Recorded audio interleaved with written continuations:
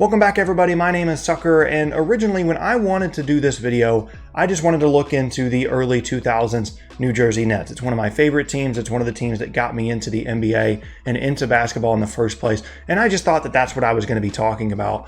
But once I looked into them, I found one absolutely incredible stat that honestly completely blew my mind. So typically when you're looking at the stats for a successful NBA team, you're accustomed to seeing at least one guy that averages between 18 to 20 points per game, regardless of the era. Now, obviously, a ton of teams do have one or two or even three players at or above that range, but at minimum, you expect to see one. For example, even lower scoring teams in the past that made the finals, like the 2000 Pacers and the 2005 Pistons, had at or around 18 point per game guys, Reggie Miller and Jalen Rose, and Rip Hamilton, respectively. However, the Eastern Conference representative in the 2002 NBA Finals was a dramatic exception to the statistical norm.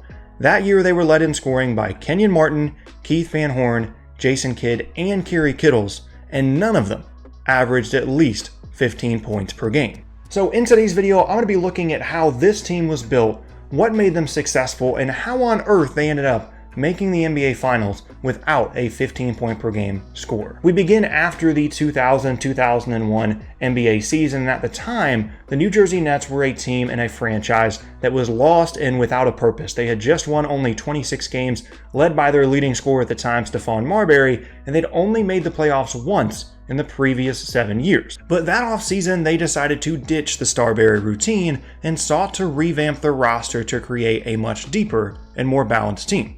In that 2001-2002 season, they had 9 different players that played at least 60 games and averaged more than 18 minutes per game.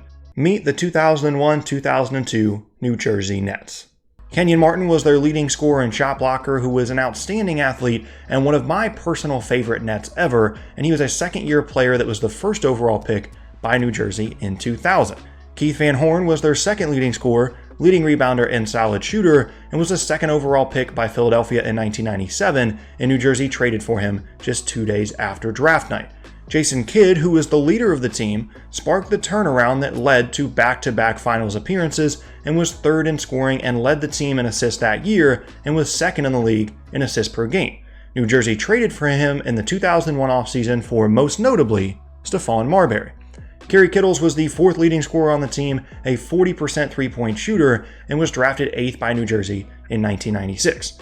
Todd McCullough was a strong inside presence, a former second-round pick that New Jersey signed as a free agent in the 2001 offseason. Richard Jefferson was at the time still a rookie and not yet the great scorer that he would become, but was a solid two-way player and defender. Drafted 13th overall by Houston in 2001, New Jersey traded for him on draft night. Lucius Harris had one of the best years of his career as a scorer and playmaker, and he was included in the trade for Van Horn from Philadelphia in 1997.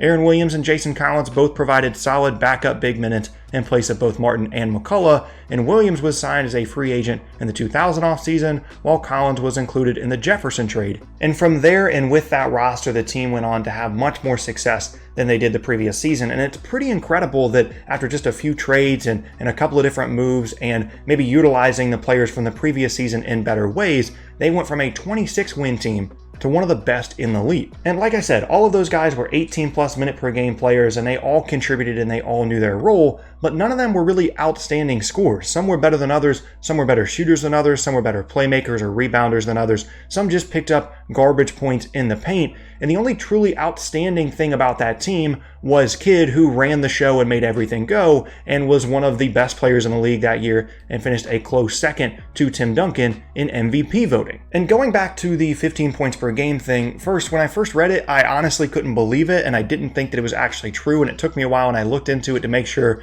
that I was actually looking at real statistics. But then after that, my first thoughts were, 1, they must not have been a very good offensive team, and 2, they must have played at an incredibly slow pace. But in reality, they were actually 13th in the league in scoring, which is respectable, 9th in shot attempts per game, and 9th in pace. So really what it was their shot distribution.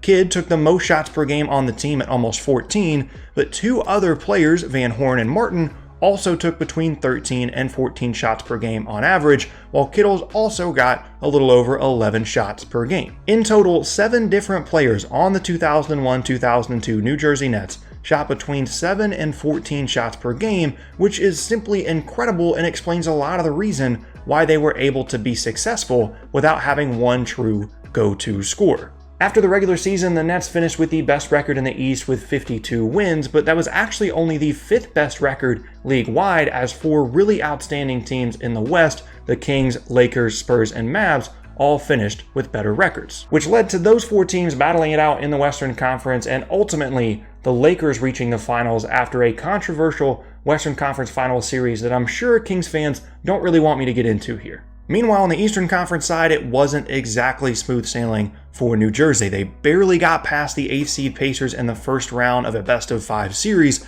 winning 3-2 behind some great performances from Kidd and Martin.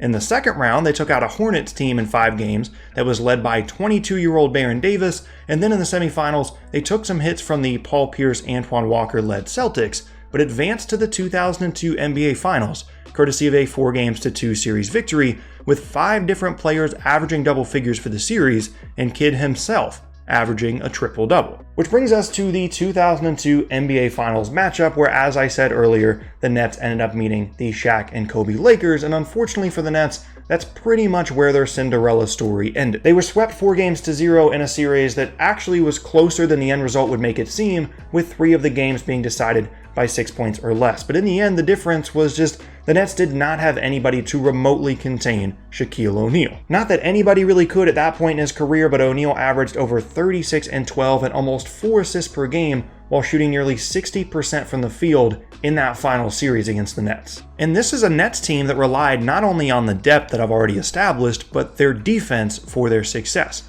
They were top 5 in opponent points per game allowed and had the top defensive rating in the league during the regular season, but they just couldn't stop the Lakers, especially not in the paint. They'd given up 100 points to an opponent just twice during their run through the Eastern Conference playoffs, but did so in 3 of the 4 games in the finals, as the Nets became the final victim of the Lakers' three-peat. After that, they tried to change things up, trading McCullough and Van Horn to the Sixers for an old Dikembe Mutombo, paving the way for Jefferson to increase his responsibilities in his second season and place 3rd on the team in scoring the following year, a team that had 3 players score more than 15 points per game, by the way, forming one of the most exciting big threes to watch in the last 20 years, in my opinion, that never gets talked about, with RJ, Martin, and Kidd. And for the most part, it worked. They finished with the 2nd best record in the East the next year with 49 wins, even though Mutombo only played in 24 games because of injury during the regular season, and they swept both their second round and conference finals series against the Celtics and Pistons respectively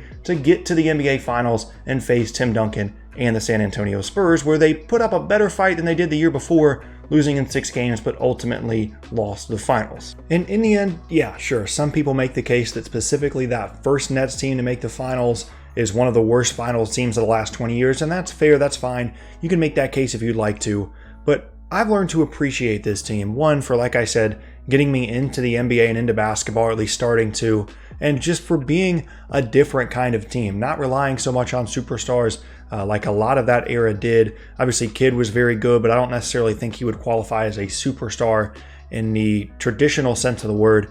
And I give that team a lot of credit for maybe not having the most talent in the world, but for playing well together and for having individually talented players at individual skills and coming together and finding a way to make it work. Yes, the Eastern Conference wasn't as good back then. Yes, the West was just absolutely ridiculously stacked, but it's still an accomplishment to make the finals. It's nothing to just toss away as not an accomplishment. And I just felt like it was necessary to kind of tell the story of this team.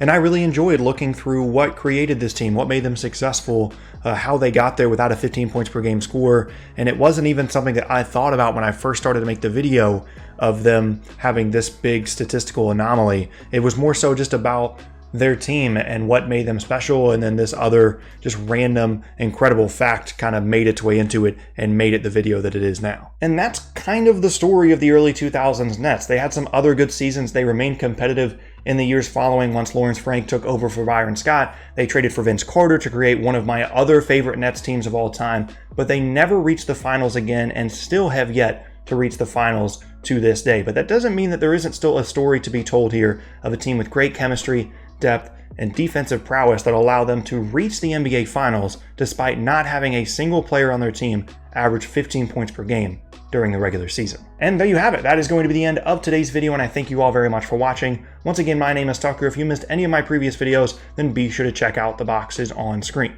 Thanks again, and I'll see you all next time.